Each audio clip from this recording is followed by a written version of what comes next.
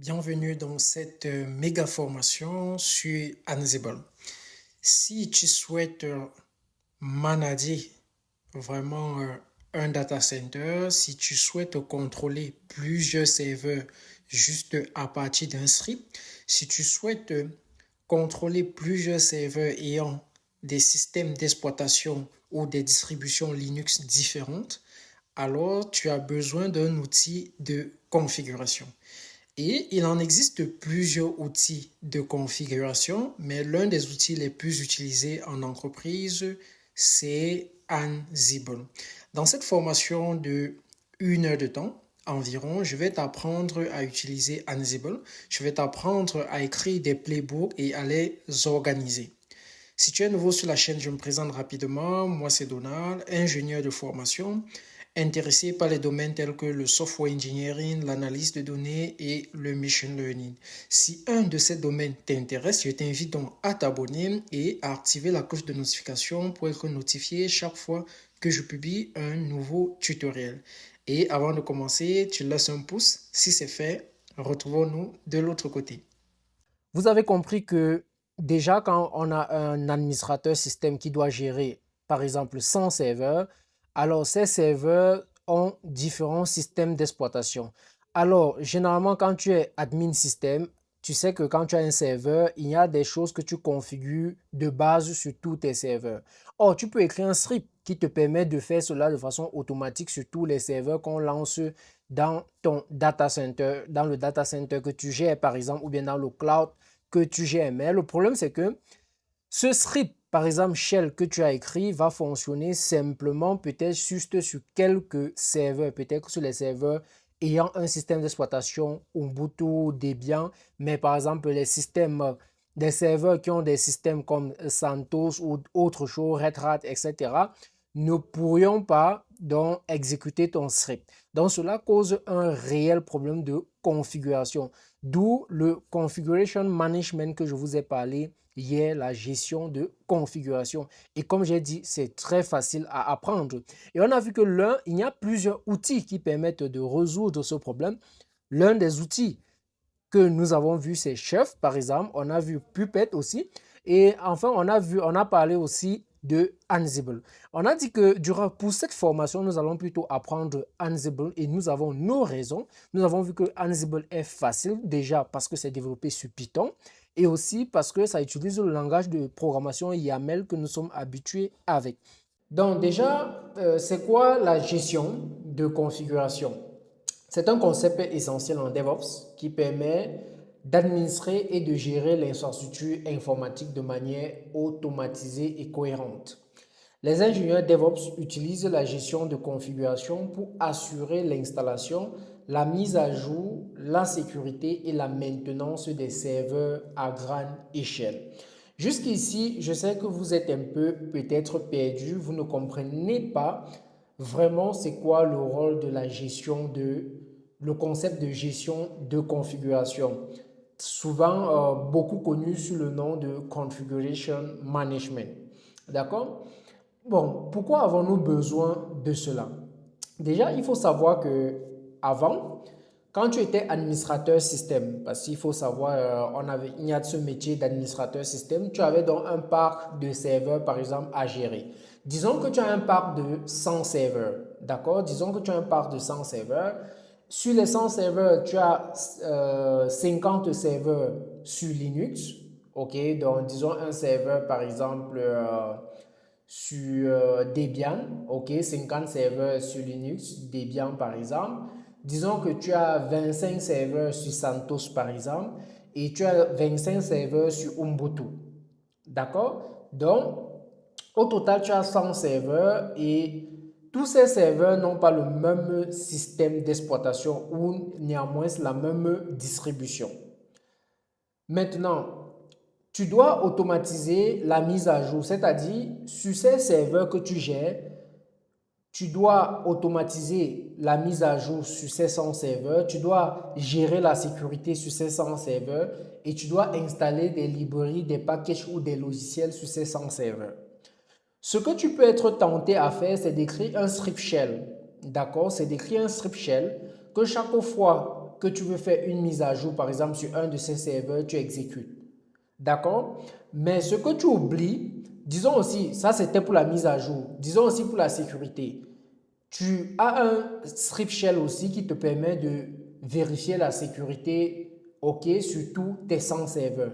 Mais ce que tu oublies, c'est que tes 100 serveurs ont des systèmes d'exploitation différents. Ça veut dire qu'un script shell, par exemple, qui va fonctionner sur Debian, risque de ne pas fonctionner sur CentOS OS.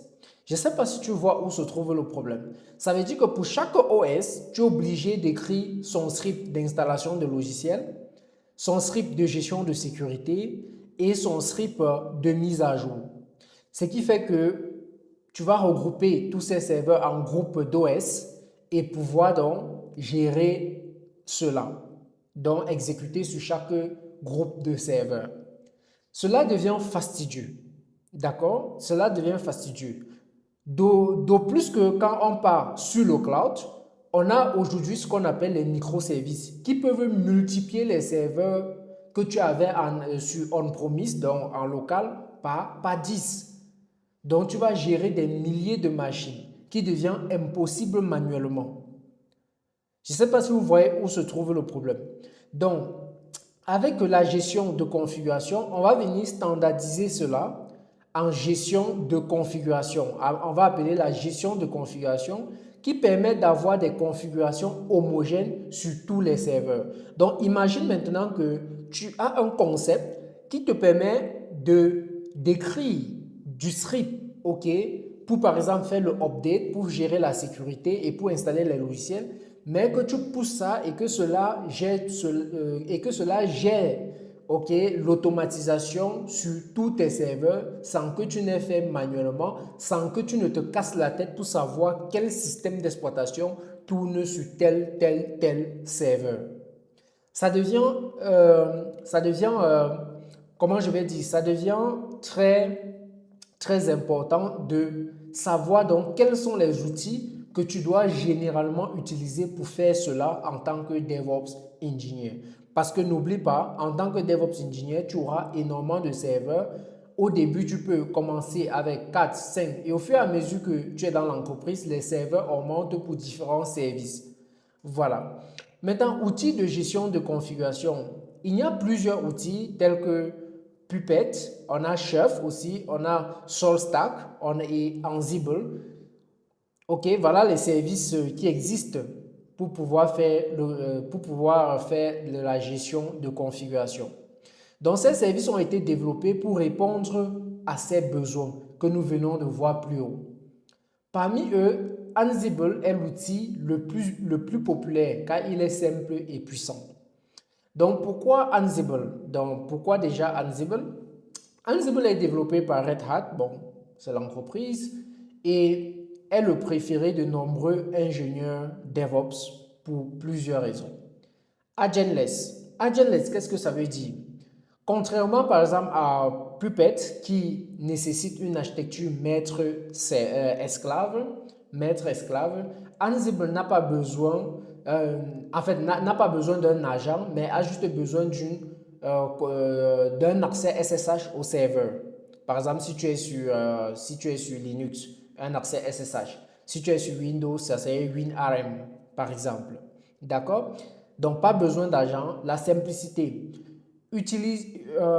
Ansible utilise YAML pour écrire ses configurations. Et nous sommes habitués avec YAML, n'est-ce pas? Nous sommes habitués à écrire avec ce langage, avec YAML. D'accord? Par contre, avec par exemple Puppet, tu es obligé d'apprendre un autre langage de programmation propre à lui. D'accord? Voilà, il y a une flexibilité aussi avec Ansible qui prend en charge bien Linux que Windows via le SSH pour Linux et WinRM, ce que je disais tantôt, pour Windows. Il y a la gestion dynamique aussi avec Ansible. Peut-être avec la gestion dynamique d'Ansible, ça détecte automatiquement les nouveaux serveurs grâce à l'inventaire dynamique. D'accord? Voilà. Donc, c'est quoi la différence, par exemple, entre Ansible et Puppet, qui peut être une question qu'on peut vous poser à l'interview. Vous pouvez répondre, par exemple, sur plusieurs critères. Mode de fonctionnement. Ansible fonctionne sur du push. Le push, qu'est-ce que ça veut dire? Ça veut dire que les configurations, tu pousses les configurations sur les serveurs. D'accord? Par exemple, Puppet fonctionne sur le pool. Les serveurs récupèrent les configurations depuis le serveur maître. D'accord? Voilà. Agent aussi, comme critère, Ansible est agentless. Par contre, Puppet requiert un agent. Langage de programmation, YAML. Celui-ci a son propre langage lié à lui. Maintenant, un critère, facilité d'utilisation. Ansible est simple à utiliser, par contre l'autre est un peu plus complexe. Gestion sur Windows, supporté par Windows, mais un peu plus complexe. Ansible est un peu plus complexe sur Windows, mais Puppet est très meilleur sur Windows. Exécution en parallèle peut être limitée sur une grande infrastructure avec Ansible, mais Puppet est plus performant dessus. Donc, voilà un peu ce que vous pourriez dire comme différence entre les deux technologies, par exemple. Il y a d'autres technologies que nous avons vues. Je vous ai parlé de SolStack, de Chef, bon, qui sont les technos que moi, personnellement, je n'ai pas encore regardé. D'accord? Avant, la techno la plus utilisée, c'était Puppet, mais aujourd'hui, beaucoup sont sur Ansible, par exemple. OK? Voilà. Donc, fonctionnement de Ansible. Ansible fonctionne en utilisant un fichier d'inventaire. D'accord? Un fichier d'inventaire. Parce que, bon, d'ailleurs, c'est très simple et c'est intuitif. Parce que là, nous sommes en train de parler de la gestion de configuration des serveurs. Donc, de prime abord, il faut avoir un inventaire sur les serveurs que tu as. Donc, il liste les serveurs à gérer. Et dans ce fichier d'inventaire, liste les serveurs à gérer. Et en exécutant des playbooks contenant des tâches d'automatisation. Donc, il y a d'abord un fichier pour lister les serveurs à gérer. Ensuite, si tu veux maintenant exécuter quelque chose sur ces serveurs, tu dois écrire ce qu'on va appeler un playbook, d'accord, qui contient donc les tâches à exécuter. C'est clair, n'est-ce pas? Fichier d'inventaire et playbook. Il faut connaître la différence entre les deux. Ça peut être une question d'interview, d'accord? Maintenant, les inventaires. L'inventaire est un fichier qui contient les adresses IP des serveurs à gérer. Exemple de fichier inventaire. Regardez le fichier inventaire. Inventory.ini, par exemple. Oh, désolé, pas init, mais ini. OK? Maintenant, voilà comment on déclare les adresses IP à l'intérieur. Peut-être que tu peux classer tes adresses IP à l'intérieur par catégorie. D'accord? Regarde, tu peux dire par exemple web server. Donc, ça, ce sont les serveurs web. Tu peux avoir DB server. Donc, ça, ce sont les serveurs de base de données. D'accord? Voilà, peut-être comme sur AWS, peut-être un EBS qui peut être pour les bases de données. Tu peux avoir un EC2, les EC2 qui sont pour les serveurs web. D'accord? Maintenant, ici, là, tu vas mettre donc leur adresse IP. Après avoir déclaré, tu mets leur adresse IP comme tu vois ici. D'accord? Ensuite, tu dois écrire un playbook. Un playbook est un fichier YAML qui décrit les tâches à exécuter sur le serveur. Exemple de playbook, tu peux écrire par exemple install apache.yaml. Donc ça c'est un playbook. Install apache.yaml. Donc ce playbook doit être significatif sur le nom. Quand on lit déjà, on comprend que ce playbook c'est pour installer Apache. Maintenant, quand tu as ton playbook, tu vas tu vas déclarer, il est bien vrai, dans le prochain tutoriel, on va vraiment entrer dans Ansible pour comprendre les différents éléments de Ansible. Donc, première des choses, tu as le host par exemple. Le host, c'est par exemple ici, ce sont le groupe d'adresses IP que tu veux faire cette installation. Par exemple, le premier groupe qu'on avait créé ici, c'était Web Server. Donc, je mets là Web Server. Vous voyez que la structure, c'est la structure de YAML, tout simplement. Become yes. Maintenant, tâche, les tâches à exécuter. Donc, task, name. Tu donnes un nom à ça, tu dis install Apache. Maintenant, la commande à utiliser, c'est le apt bien sûr. apt2, le nom, c'est quoi? Apache 2 state present, tout simplement. On va revenir sur tout ça, ne vous inquiétez pas. Ce playbook installe donc Apache sur les serveurs définis à ce niveau. D'accord? Et tout ce que vous avez besoin pour donc pusher ça sur ces serveurs-ci là, c'est d'utiliser simplement une connexion SSH et de pousser cela. Tout simplement. Si vous êtes sur Linux ou bien WinRAR si vous êtes sur Windows. Maintenant, déploiement avec Ansible, scénario. Si tu veux déployer par exemple sur 10 serveurs EC2, par exemple, d'accord, sur AWS, tu vas créer un inventaire dynamique qui récupère les IP des instances sur AWS. D'accord? Donc, il y a un inventaire statique, il y a les inventaires dynamiques. Voilà. Statique, c'est-à-dire tu les déclares toi-même, mais dynamique va chaque fois regarder si tu as créé un nouveau serveur, il va récupérer son adresse IP. Ensuite, tu vas écrire donc un playbook pour installer les dépendances et les configurations sur les serveurs. Maintenant, tu dois exécuter le playbook avec la commande Ansible Playbook. D'accord? Ansible-playbook. Maintenant, il y a ce qu'on appelle Ansible Galaxy. Donc, ce que tu dois savoir, c'est que tu peux aussi toi-même écrire tes propres modules Ansible et partager avec le reste des ingénieurs. Ansible permet donc de partager et de réutiliser des rôles grâce à Ansible Galaxy, un dépôt public de rôles prêt à l'emploi. Donc, tu peux faire aussi. Donc, il y a Ansible Galaxy Installer, Gear, tout ça. Bon, on va revenir sur tout ça. Ça, c'est par exemple pour publier ce que tu viens de faire, mais on va revenir dessus. D'accord? Pour installer, donc on va revenir dessus. Les limites d'Ansible. Quand je dis on va revenir dessus, c'est dans le prochain tutoriel parce que je veux que dans ce tutoriel, vous puissiez juste comprendre un peu, avoir juste une connaissance générale du truc, pas approfondie. Dans le prochain tutoriel, on va entrer plus en profondeur de la chose. Limitation d'Ansible. Bon, la gestion sur Windows est un peu plus complexe, la performance aussi, quand ça devient déjà avec des milliers et des milliers. Voilà, le debugging aussi, c'est un peu difficile aussi. L'exécution en parallèle peut être difficile à débugger. Voilà, donc voilà un peu les limitations de Ansible. Maintenant, les questions pour entretien que on peut te demander avec ce que je viens de t'apprendre dans ce tutoriel. On peut te demander quel est le langage de programmation utilisé pour développer Ansible. Il faut savoir c'est Python. Maintenant, Ansible supporte-t-il Linux et Windows? Si oui, quel protocole est utilisé? Voilà, par exemple, tu vas dire que oui, Ansible supporte ces deux systèmes d'exploitation. Maintenant, le SSH est utilisé pour Linux et WinRM est utilisé sur Windows. D'accord?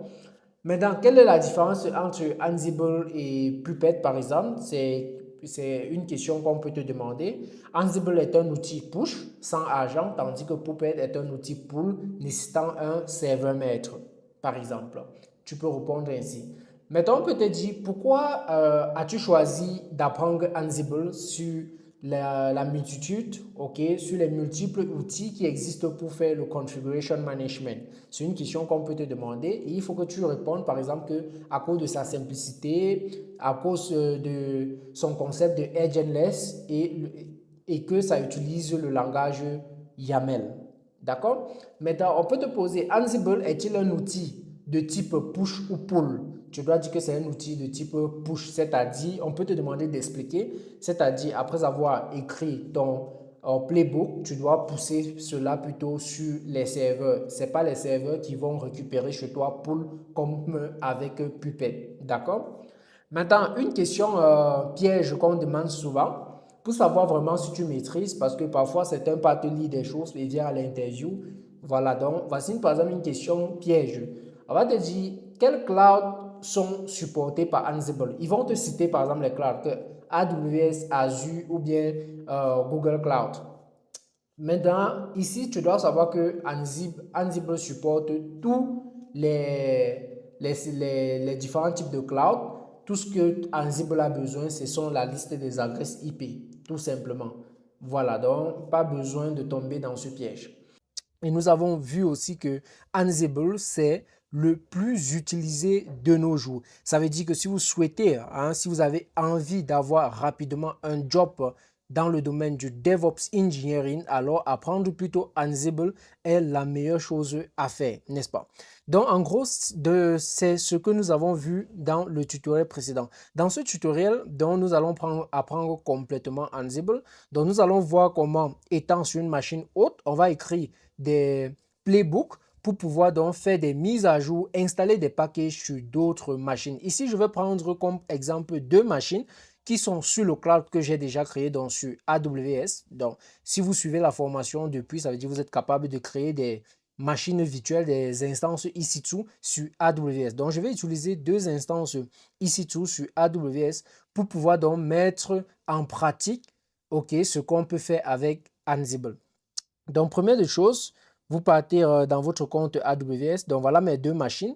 J'ai le DevOps Shell, qui est la machine que j'utilise depuis dans ce tuto, dans cette formation. Et j'ai une autre machine que je viens de créer, qui est le Server Target. Donc, l'autre que je vais utiliser, ça va être le DevOps Shell, cette machine que j'ai créée, que j'ai appelée DevOps Shell. Donc, je vais sélectionner, je vais cliquer sur Connect. Je vais me connecter en SSH. Ça veut dire que lorsque je créais, j'ai dit que j'ai créé une clé perms, donc un fichier perms pour pouvoir donc me connecter dessus. Donc, je vais copier et je vais venir dans mon terminal. Je vais me situer où se trouve ce fichier perms. Ici, dans Download, OK. LS, c'est bon. Je supprime et je mets ma commande. Donc ici, je vais faire une connexion SSH. Donc, je tape Entrée.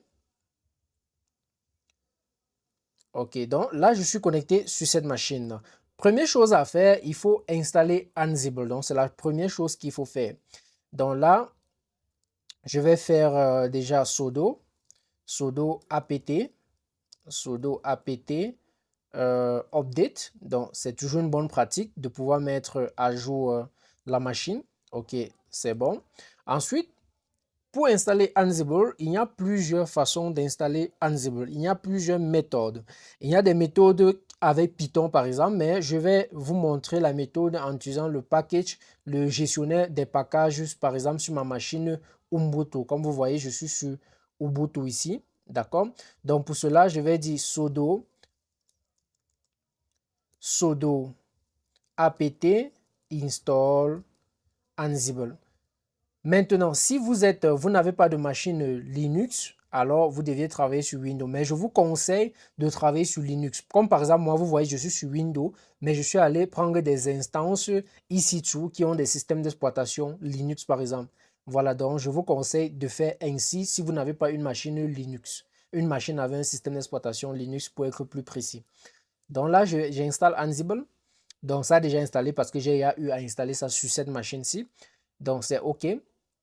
Maintenant, je vais nettoyer. Maintenant, je vais vérifier que Ansible a été bien installé. Donc, je vais faire Ansible, version. Et je tape Entrée. Vous voyez, j'ai la version 2.16.3. Donc, Ansible a été installé. Maintenant, comme j'ai dit, cette machine, OK, cette machine haute doit être capable de se connecter sur les autres machines sans utiliser de password. Donc, ça doit être passwordless, comme on le dit techniquement dans notre domaine, n'est-ce pas? Donc, pour cela, il faut donc faire une connexion SSH. Donc, il faut générer une clé, d'accord? Et bon, c'est une méthode. Donc, l'une des méthodes, c'est de générer une clé et d'aller mettre dans le authorize des autres machines. On peut faire cela même avec Ansible, même, ça veut dire générer la clé sur la machine hôte pour que la machine hôte soit capable de se connecter sur toutes les machines. D'accord, il faut comprendre. Donc ensuite, après avoir fait ça, on peut donc maintenant se connecter sur toutes les autres machines pour envoyer pour mettre cette autorisation. Mais ici, on va faire simplement. Donc je vais générer une clé SSH, donc avec SSH keygen. SSH keygen, je tape Entrée. Maintenant, ça me demande which file, donc quel est le fichier que je vais utiliser. Bon, je vais prendre le fichier par défaut. Je vais taper Entrée. On va dire Overwrite. Je vais dire Yes. Par exemple, j'avais déjà un fichier là-bas apparemment. Je vais taper Entrée. Je vais taper Entrée. Et c'est bon. Donc, cela a été généré. Maintenant, si je fais CD room, OK, Ubuntu, je tape Entrée, je nettoie là et je vais faire cd.sh. Ah bon, j'étais même déjà dans la direction. OK. Donc, vous voyez, voilà le fichier en question, id.ed55, blablabla. Et j'ai le point pub. Donc, ici, ce fichier-ci, pour ceux qui ne savent pas, c'est la clé privée. Je vous déconseille de partager cette clé avec quelqu'un. Maintenant, ici, c'est la clé publique. Donc, je vais aller dans la machine, dans l'autre machine, la target machine, ajouter la clé publique dans le authorize key. Le fichier authorize key, c'est un fichier où on donne les clés qui sont autorisées à se connecter sur cette machine. Maintenant, comment on fait pour avoir donc la clé publique qui est le point pubsy là? Il faut juste faire cat id id.pub tout simplement et vous copiez cette clé. Voilà, donc c'est cette clé qu'on va mettre sur la machine hôte. Maintenant, je vais me connecter à la machine hôte. Je vais venir ici. OK, je viens sur instance. Voilà, je filtre sur les running. OK, voici la target machine. Je la sélectionne. Je clique sur connect. Et je vais me connecter. Donc, en créant, j'ai toujours fait qu'on puisse se connecter aussi en SSH dessus. Donc, je viens ici. Je vais faire CD download. OK. Je nettoie. Je mets ça. Je tape entrée.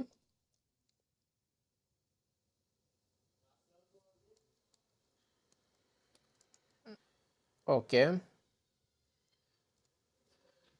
Voilà, je suis connecté sur la deuxième machine. Maintenant, ce que je vais faire CD.sh comme ceci et je vais faire ls.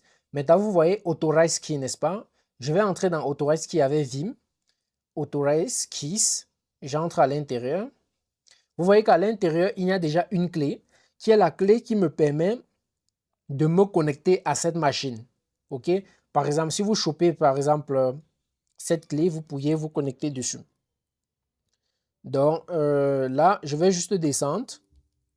Peut-être sûrement pour vous, vous n'auriez rien à l'intérieur. Donc moi, je vais juste descendre et mettre une autre clé.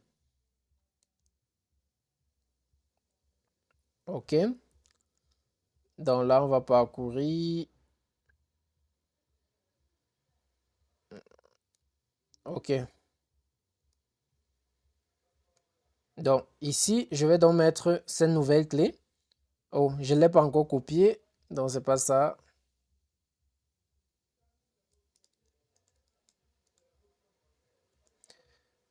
Donc je vais venir ici. Je vais la copier. Donc voici.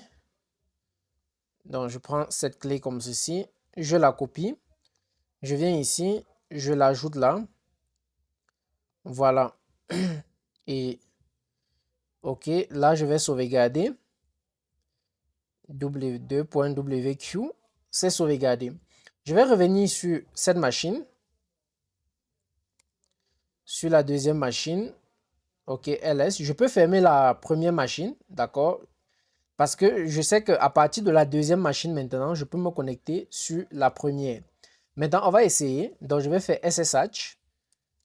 SSH. OK, je vais dire SSH route. Voilà. SSH route. Je vais aller chercher son adresse IP. OK. Son adresse IP. Ça c'est Ubuntu. Bon, si je reviens ici sur instance.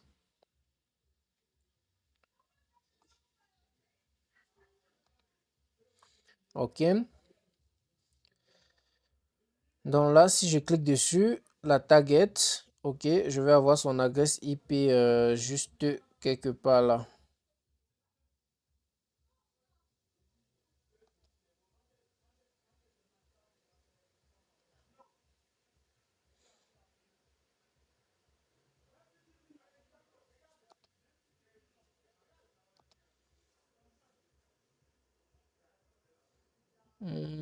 Adresse IP.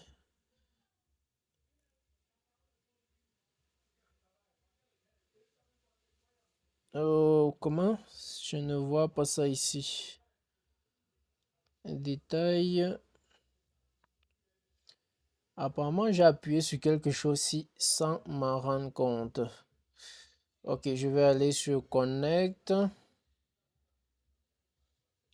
Ok, je crois que c'est son... Je sais pas, je crois que c'est son adresse IP ici, oui. Je vais prendre ça. Non, pas ici. Je vais venir ici. Ok, je vais faire ça. Je colle ça et je tape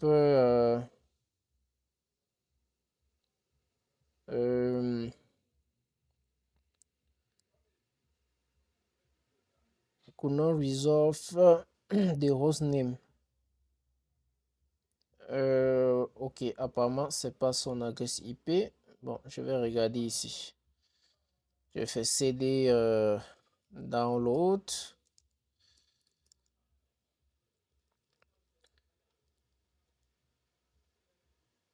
Taper entrée. Ok. Ouais, ça c'est son adresse IP. Plutôt. Oui. Je vais venir ici. Je vais mettre ça. Comme ceci. Et je vais taper entrée.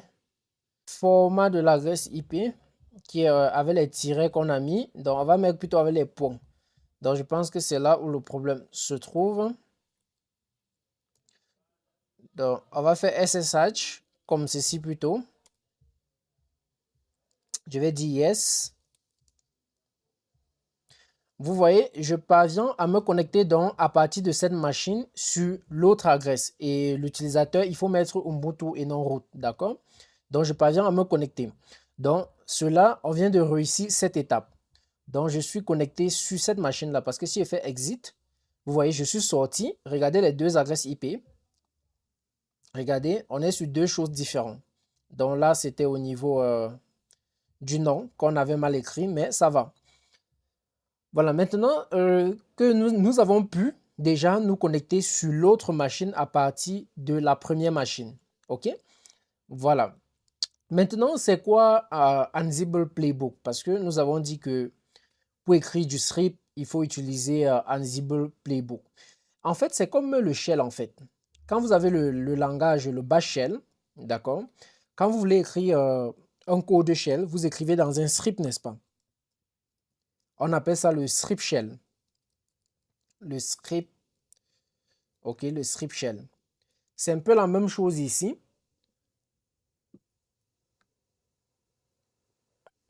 Pardon. Donc, c'est un peu la même chose ici.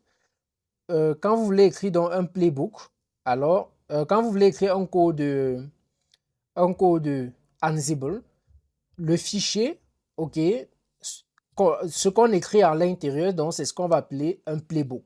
D'accord? Dans un playbook, Ansible est un fichier YAML, en gros, qui décrit donc une série de tâches à exécuter sur les machines cibles, similaire par exemple à un shell, à un script shell.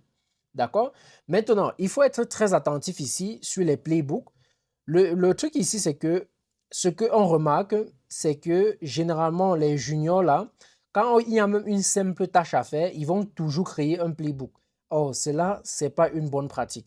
Quand il y a une simple tâche à faire, vous allez plutôt utiliser les ad hoc. OK? Les ad hoc. Les ad hoc, en fait, ce sont des commandes qui permettent d'exécuter des actions simples sans gérer un playbook, en fait. D'accord? Donc, il faut bien comprendre cette différence-là entre un ad hoc et un playbook. Parce que c'est une question qu'on peut vous demander à l'interview. C'est quoi la différence entre un playbook et un ad hoc? Vous devez dire simplement que le playbook, c'est un fichier YAML qui décrit une série de tâches à exécuter sur une machine. Voilà. Et maintenant, les ad hoc, sont des commandes à exécuter qui permettent d'exécuter des actions simples. Donc, quand une action est simple, il n'est pas nécessaire d'écrire un playbook dessus. Il faut utiliser un ad hoc. D'accord? Voilà. Donc, en gros, c'est ce que je voulais vous dire. Donc, ce que je vais faire ici, je vais faire ls. OK. Je vais créer un fichier ici, un dossier mkdi que je vais appeler Ansible. D'accord? Je vais faire cd Ansible. Je vais entrer dedans. Ici, je vais créer un fichier. Je vais faire vim. OK. Donc, déjà, je vais copier l'adresse IP que j'avais. Bon, je crois que j'ai ça quelque part déjà. Donc, je vais faire vim. Je vais dire inventory. Vous vous rappelez du fichier inventory. Je vous avais dit que le fichier inventory, c'est le fichier dans lequel on va lister les groupes de serveurs ou bien juste l'adresse IP des serveurs. Donc ici, on peut grouper les adresses IP. D'accord? Et on peut aussi juste les lister.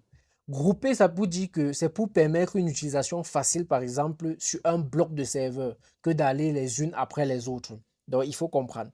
Donc là, je vais dire inventory, comme ceci, simplement. Je vais taper Entrée. OK, ici, je vais mettre cette adresse IP. Juste comme ceci. Donc voilà une adresse IP que j'ai mis à l'intérieur. Là, je vais enregistrer. Rappelez-vous que cette adresse IP, c'est l'adresse IP de la target machine que j'ai mis à l'intérieur. Donc ici, c'est ici qu'on met les adresses IP des machines. Si je veux, je vais mettre toujours, je vais enlever. Donc, je vais aller sur, si je voulais, d'accord, si je voulais par exemple faire des groupes de serveurs, alors je vais juste venir ici comme ça, je vais dire par exemple db server. D'accord? Et là, je ferme ici. Et juste en bas ici, là maintenant, je vais donc donner les adresses IP de ces groupes-là. D'accord? Donc, c'est juste comme ceci. Voilà, donc là, je vais enregistrer.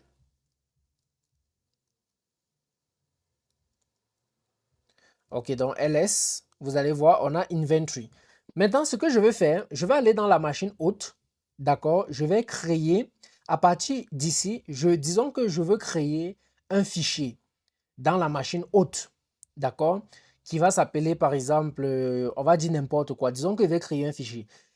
Comme c'est juste une seule, une petite tâche, ça ne nécessite pas la création d'un playbook. Il faut comprendre, d'accord, on va utiliser quoi? Un ad hoc, d'accord. Donc maintenant, comment faire cela? Disons qu'on veut faire ça.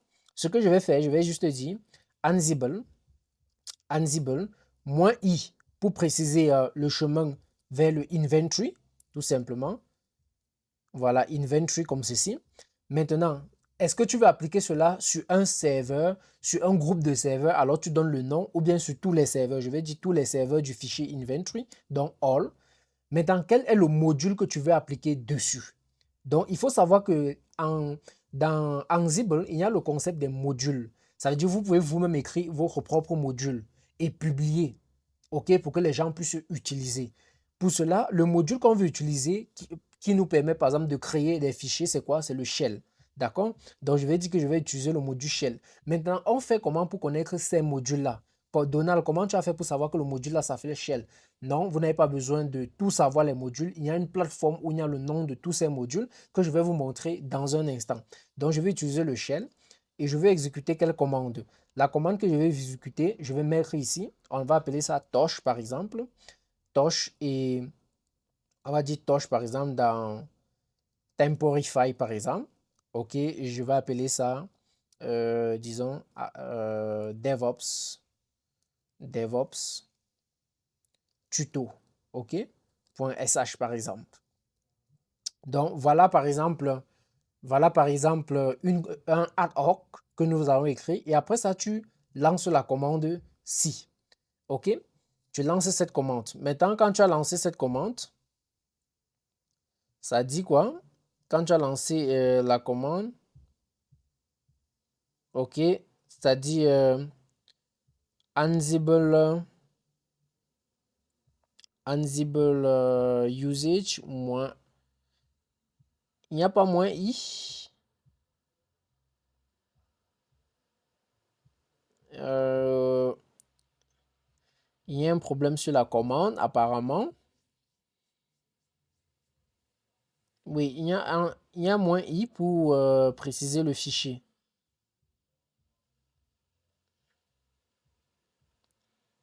Oui. Donc là, on va reprendre. OK, je vais clear. On va reprendre ça. C'est comme si j'ai oublié quelque chose dessus. Je regarde. OK, oui, je crois le chemin pour la commande. Donc, pour le module, oui, je crois qu'on a oublié de préciser la commande du module. Oui.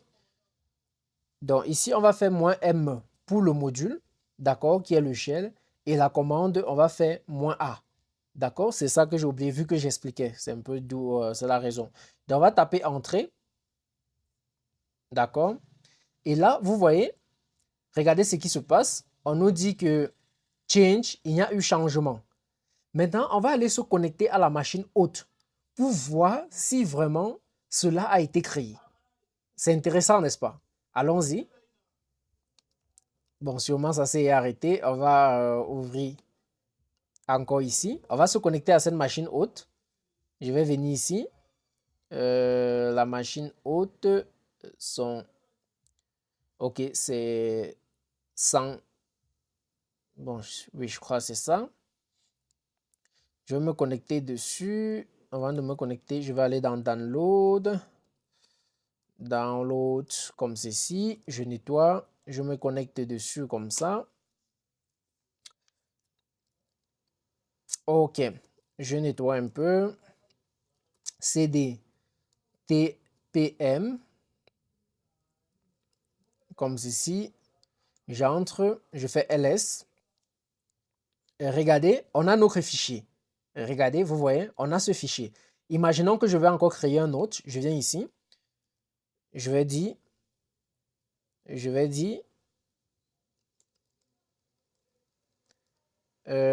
vais peut-être même laisser. D'accord, je vais dire, c'était même DevOps quoi, j'ai oublié le nom. C'était DevOps tuto.sh, d'accord. Ok. Étant ici, je vais dire DevOps tuto.sh. Je regarde si ça s'appelle vraiment comme ça. Oui, DevOps tuto.sh. Je vais supprimer plutôt, étant ici, le fichier qu'on vient de créer. Donc là, je vais faire remove. D'accord, RM. Et je vais exécuter. Ok, on va venir ici, on va regarder. Donc, je vais encore faire ls. Regardez, on a plus ce fichier. Donc, à partir de cette machine, on est en train de faire des choses dans cette machine. Vous voyez la puissance avec ça, n'est-ce pas? Avec Ansible. D'accord? J'espère que ça devient intéressant pour tout le monde. À partir de cette machine, je parviens à manipuler donc des choses dans cette autre machine. Donc, c'est vraiment ça Ansible et je peux faire comme ça pour tous les adresses IP au même moment que j'ai cité dans mon inventory file. Donc, cette commande, je m'en fous vraiment, ok, de ces différents systèmes. Et là, je peux faire ça dans plusieurs machines. D'accord? Voilà. Donc, maintenant qu'on a compris ce que c'est que le ad hoc, et on a vu comment appliquer un ad hoc ici, ce que vous allez vous demander, c'est les modules Donald, on les prend où? Donc, je vais venir ici, je vais dire Ansible Modules. OK? Donc, vous tapez comme ceci. Vous partez sur la documentation de Ansible. Donc, sur la documentation de Ansible ici, vous avez tous les modules. OK? Vous avez tous les modules. Donc, si vous avez besoin d'un module particulier, vous cherchez. D'accord? Il y a énormément de choses et ça évolue chaque jour. Les gens créent des modules par-ci, par-là. D'accord? Donc, il y a énormément de modules. Voilà, vous voyez, il y a le robot, etc. Regarde, quand on descend jusqu'au fond, et c'est classé, c'est pas sur le shell, oui, S, je descends, M, N, O, P, Q, ok, si je descends, oui, je suis sur les S ici, le shell, ça doit être un peu encore plus bas, même plus haut. En tout le cas, on a par exemple Snap, d'accord, tu peux entrer par exemple à l'intérieur pour voir le module, d'accord, et essayer de comprendre comment ça fonctionne, comment l'utiliser par exemple dans le playbook. Donc là, on te montre comment utiliser name, install, blablabla, donc exemple d'utilisation, etc. Donc vraiment très simple à utiliser, d'accord. Donc on va revenir ici, J'espère que ça ne s'est pas encore déconnecté. Voilà, super. Voilà, donc je vous ai montré où trouver tous les modules. Maintenant, une question qu'on peut vous poser à l'interview, c'est quelle est la différence entre donc, les ad hoc et les playbooks? J'espère que vous avez déjà eu la réponse à ça. Donc, il faut savoir que les ad hoc, exécution unique et rapide, ok, utilisés pour les tâches ponctuelles. Voilà, donc simplement, vous pouvez dire comme ça. Maintenant, le playbook, planification d'actions complexes, meilleure organisation du code. Voilà. Disons par exemple que si on veut organiser les serveurs, ok, ce que vous faites, c'est juste que vous prenez juste votre fichier Ansible, votre fichier inventory, donc VM inventory, vous entrez. Ce que vous faites ici, c'est que vous venez ici, vous tapez entrée, I déjà.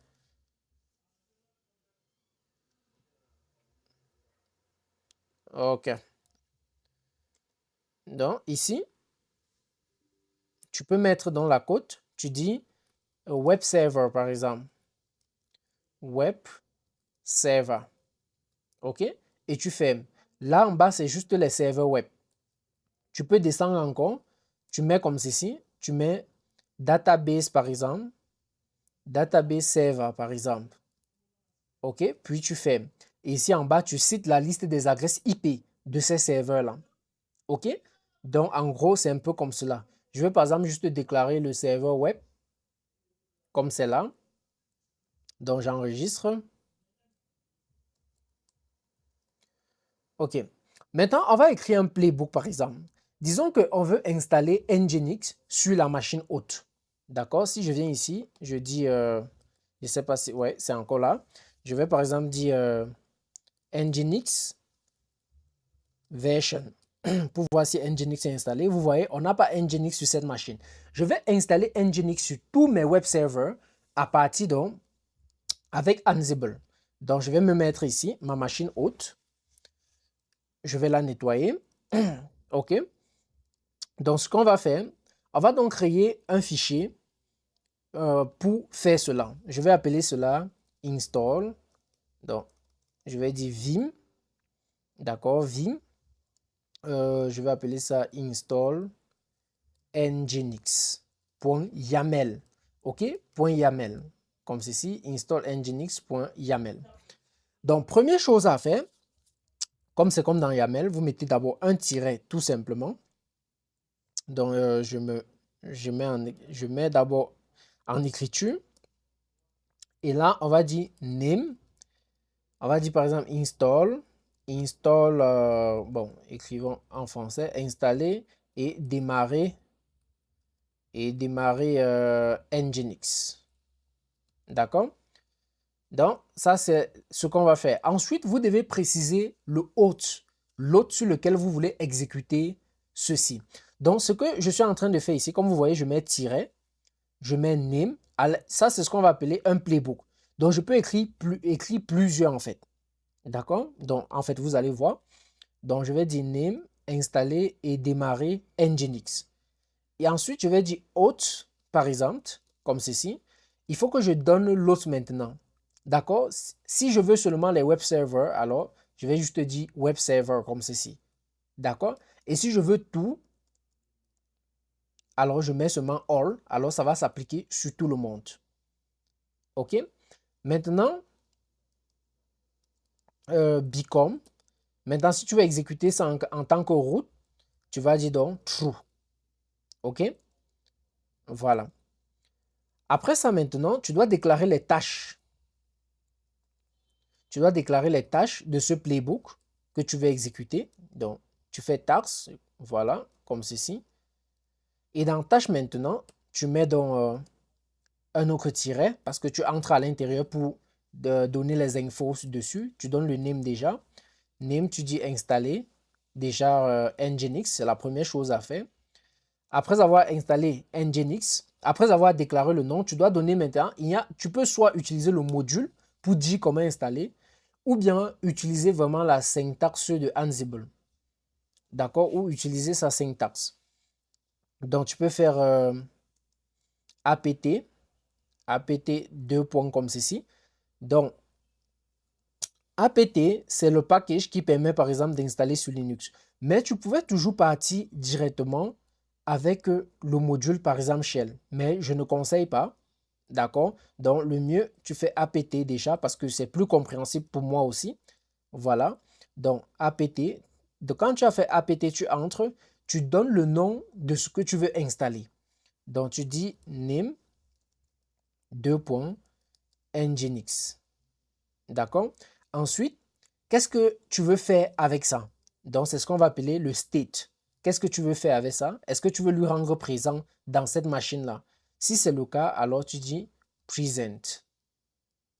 Present, comme ceci. OK? Voilà. OK, après avoir fait ça maintenant, il y a une deuxième tâche qu'il faut faire. Donc, tu te places là, tu mets donc le name de la tâche. Tout simplement, tu vas appeler donc quoi? Démarrer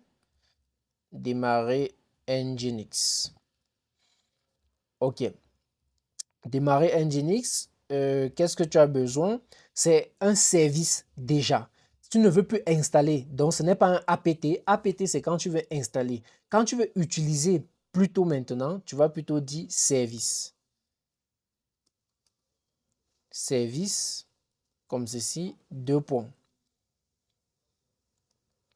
Tu fais name maintenant du service, tu donnes le nom du service, Nginx. Nginx, d'accord. Quand tu as donné le nom du service, quel est le state que tu veux pour ce service? D'accord? Tu fais state. Tu fais state. State, deux points. Et là, tu dis started. Donc, tu veux que ça lance ce service. D'accord? Et là, c'est OK. Donc, voilà un simple playbook pour installer Nginx sur l'autre machine. Quand c'est fait, tu sors là. Maintenant, si je voulais écrire un autre playbook, alors je vais me placer à la ligne ici. Je vais mettre name encore. D'accord? Donc, ça, c'est un playbook ici. Je peux encore mettre l'autre en bas, ainsi de suite. D'accord? Et ça, c'est une tâche ici. Ça, c'est une autre tâche ici. Voilà. Donc là, je vais enregistrer WQ. Voilà. Maintenant, si je veux exécuter maintenant ce playbook, déjà, je fais ls pour voir, je suis bien là. Si je veux exécuter ce playbook, je vais dire Ansible, Ansible playbook, Ansible playbook, -i. Ansible playbook -i. Je dis inventory pour préciser le chemin d'accès de ça. Et je donne le fichier que je veux installer. Donc, c'est ça. Ansible playbook -i, comme ceci, et je tape entrée. Tout simplement.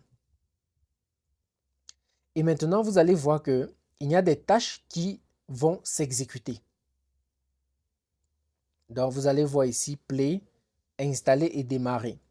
Maintenant, là, on a eu un problème de connexion, timeout. Donc, ça doit être un problème de connexion Internet. OK.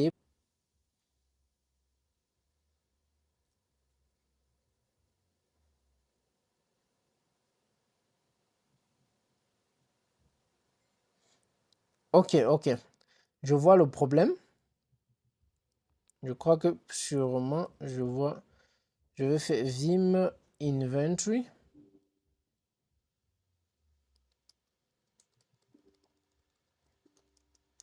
OK.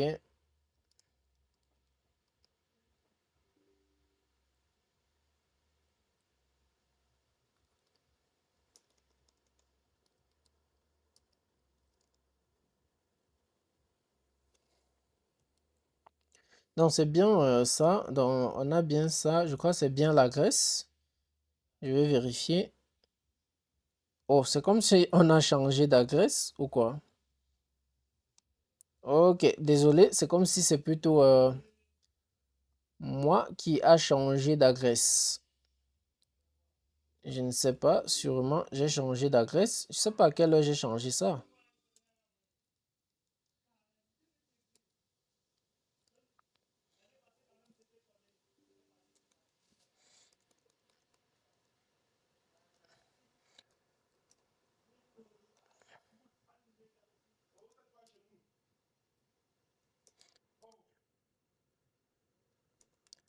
Ok, donc là, j'enregistre.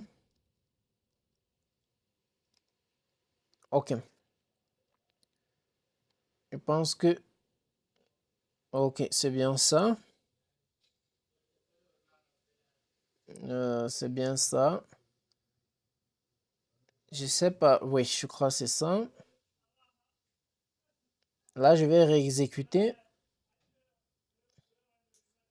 le playbook. Voilà, donc vous allez voir ici installation de Nginx, dont la connexion a eu lieu. Donc il y a eu ce problème de connexion là. Voilà, vous voyez ici, on a pu installer Nginx. Maintenant, si on vient sur la machine hôte, on fait cette fois-ci Nginx version. Nginx version. Qu'est-ce que j'ai dit? Nginx version. Nginx invalid option. Et Nginx V par exemple. Voilà, vous voyez que Nginx est bien installé. Maintenant, je vais regarder si Nginx tourne, si ça a été lancé, comme on a dit. Je vais faire Nginx. Pardon, je vais dire sudo système ctl.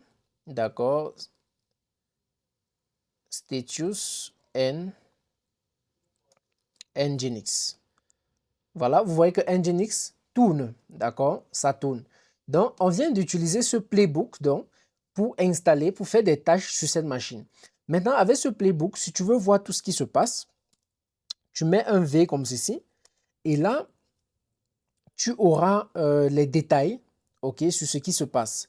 D'accord, si tu veux plus de détails, d'accord, tu auras beaucoup de détails.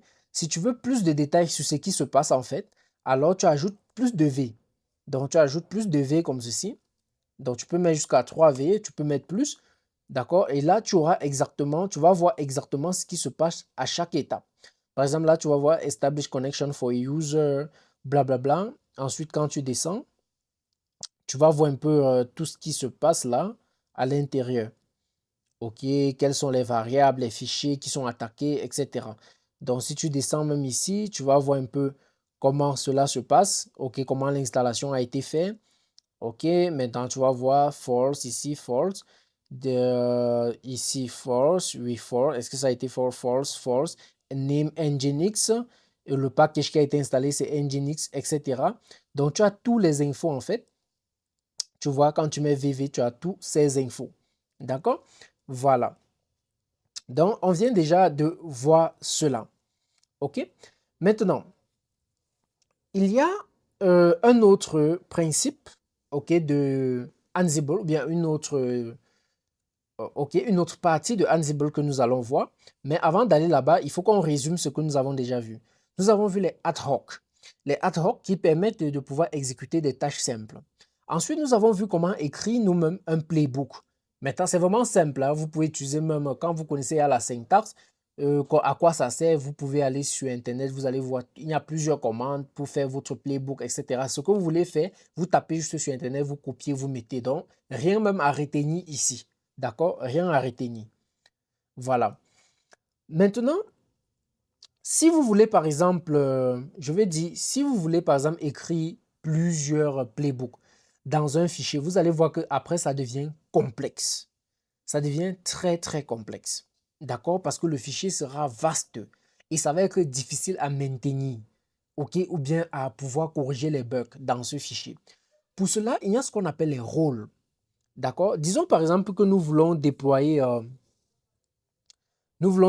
par exemple un cluster Kubernetes. OK, on veut déployer un cluster Kubernetes avec Ansible en créant par exemple 3 EC2. Un EC2 sera comme un master et l'autre sera comme un worker. D'accord? Alors, il va falloir qu'on crée un rôle Kubernetes pour gérer ça. OK? Donc, quand je parle de rôle, en gros, il s'agit de quoi? Je vais dire par exemple Vim Kubernetes comme ceci. Voilà, je vais créer ça, .yaml. .yaml, kubernetes.yaml. Comme ceci, je tape i, insérer. Je donne le nom à ça, tout simplement, comme on a vu tout à l'heure. Je vais dire configurer Kubernetes, tout simplement. Je vais donner le host. OK, je vais dire all become. Je vais dire true. D'accord. Et là, je vais dire rôle. OK, je vais citer dans le rôle qui va gérer ça. On va revenir, hein. Je sais que je vais dire Kubernetes, comme ceci. Voilà. Donc, le rôle ici, c'est un package qu'on va créer, mais qui permet d'organiser en fait le travail. Parce qu'en écrivant dans un seul fichier, c'est complexe. OK? Donc, le rôle va nous permettre d'organiser nos tâches Ansible. D'accord? Donc là, je peux enregistrer.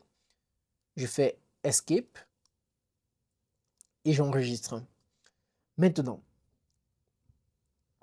l'utilisation des rôles maintenant dans Ansible. C'est quoi déjà un rôle Ansible? Un rôle Ansible, tout simplement, c'est une structure organisée de fichiers, ok, de fichiers facilitant le réemploi du code, la maintenance du code. D'accord? Maintenant, comment créer un rôle? Parce que nous venons de créer un fichier ici, d'accord? Nous venons de créer un fichier YAML où à l'intérieur, on a déclaré un rôle qui n'a pas été encore créé. Maintenant, il nous faut créer donc ce rôle Kubernetes. Pour le créer, on utilise ce qu'on va appeler Ansible Galaxy. Ansible Galaxy. Et ensuite, on va mettre init et on va dire Kubernetes. Kubernetes. Ansible Galaxy init Kubernetes. Et on tape entrée. Maintenant, quand tu fais comme cela, tu vas voir, on va dire role Kubernetes was created successfully. Donc, on vient de créer un rôle. D'accord? Donc, déjà, je viens de vous apprendre 3 choses. Comment créer un rôle, comment exécuter un playbook. OK, je parle ici des exécutions. Donc, je viens de vous apprendre 3 commandes d'exécution. La commande des ad hoc, la commande du playbook et la commande du rôle qui est Ansible Galaxy. D'accord? Donc, Ansible Galaxy, c'est lui qui nous permet de créer des rôles et même aussi de créer nos propres modules. D'accord? Maintenant, si je fais ls, vous allez voir qu'il y a un nouveau dossier qui est créé qui s'appelle Kubernetes. On va entrer dans ce rôle et là, je vais faire comme ceci et je vais faire ls. Vous voyez qu'à l'intérieur, il y a plusieurs fichiers. Il y a le fichier défaut, je vous l'ai dit, il y a le dossier défaut, le dossier file, le dossier handler, le dossier meta, le dossier tax et le dossier template, le dossier texte et var. Chaque dossier, si je dis par exemple, si je viens par exemple dans tax, comme ceci, vous allez voir qu'il y a un fichier main à l'intérieur. Si je fais vim de main, par exemple, ou bien juste, oui, disons vim de main, alors tu vas voir à l'intérieur, c'est un fichier qui attend à ce que tu déclares tes tâches. D'accord? Tout simplement. Donc, je vais quitter. OK. Maintenant, c'est quoi le rôle de chaque dossier ici? Commençons par tax. Tax contient en fait les actions à exécuter tout simplement. Donc, c'est ici que tu mets les actions à exécuter comme on a vu avec le playbook. Donc, tu déclares. Maintenant, c'est quoi le handler? Handler contient les gestionnaires d'événements. Donc, j'entre à l'intérieur. Je vais faire cd handler. OK? Donc, dans le fichier main.yaml, ça va être les gestionnaires, OK, d'événements. Donc, c'est à l'intérieur qu'on aura les gestionnaires d'événements. OK. Maintenant, c'est quoi le fichier template? Le dossier template. Template. Pourquoi ça fait ça? CD template. On n'a pas template ici. Je crois bien qu'on a template. Voilà. OK. Donc, dans template ici, qu'est-ce qu'on met généralement?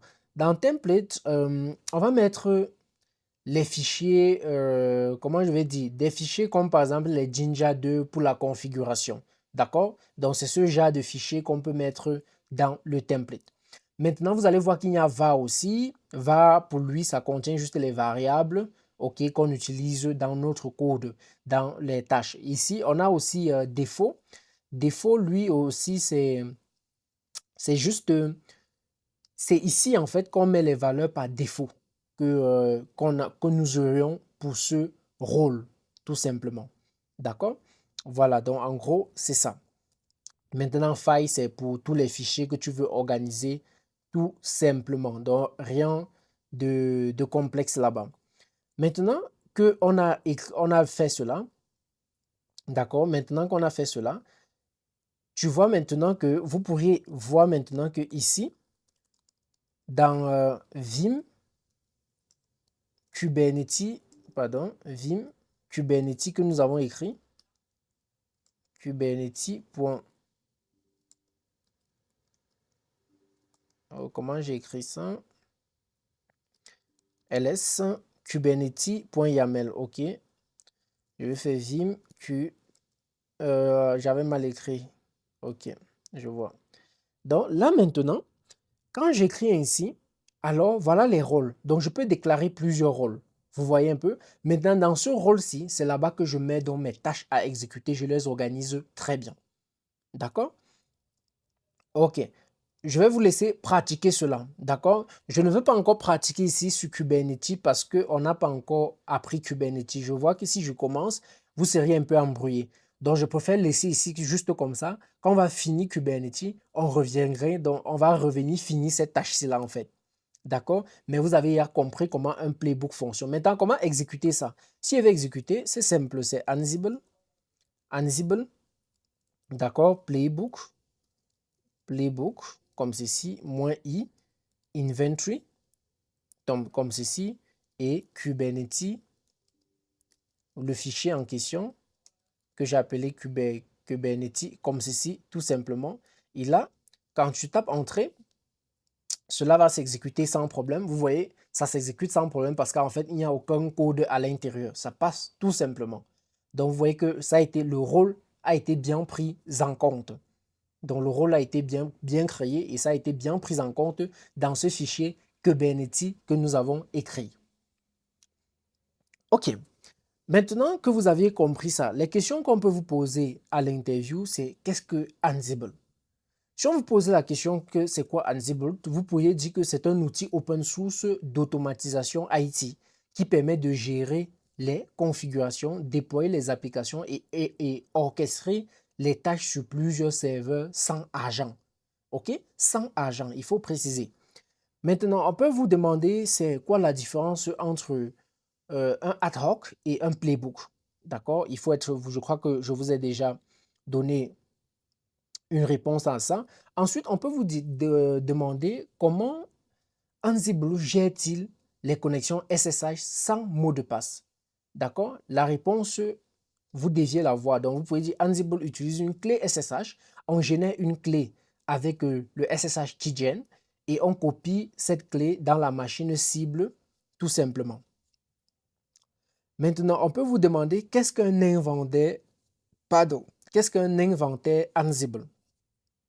Le fichier, vous allez dire que c'est un fichier qui contient la liste des hôtes ou des groupes de serveurs sur lesquels Ansible exécute ses tâches. D'accord?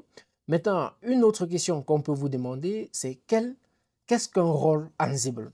Vous allez dire un rôle est une collection organisée de playbooks, de fichiers, de variables et de gestionnaires permettant une meilleure organisation et réutilisation du code. Voilà, on peut vous dire c'est quoi la différence entre task, le dossier task et handler dans un rôle. Vous allez dire que task contient les tâches à exécuter, handler contient des actions qui sont appelées uniquement en cas de changement. D'accord? Par exemple, redémarration d'un service après une installation et c'est ce qu'on appelle les événements, comme j'ai dit plus haut. Maintenant, on va vous demander par exemple comment débugger un playbook Ansible. Donc, votre réponse sera en utilisant l'option V, donc "-V" comme ceci, plusieurs V. Pour obtenir plus de détails sur l'exécution, vous ajoutez les V tout simplement. Voilà. Donc, en gros, voilà une formation que je viens de vous donner sur Ansible. D'accord? Il est bien vrai, on n'a pas touché, on n'a pas écrit dans le rôle, mais vous pouvez déjà écrire dans le rôle. Par exemple, vous pouvez prendre ce que nous avons écrit dans le premier playbook et vous mettez dans le main de tâche du rôle et vous exécutez, ça va passer. D'accord? Maintenant, comme tâche complexe, comme par exemple installer Kubernetes sur plusieurs rôles, ce genre de trucs, voilà. On n'a pas fait ça ici, mais on a vu comment installer Nginx. Vous pouvez donc faire ça pour plusieurs autres services. Donc, on va aller en profondeur de la formation qu'on va faire à Kubernetes. Alors, on va revenir dessus si vous le voulez et on va installer cela, Kubernetes, en utilisant Ansible.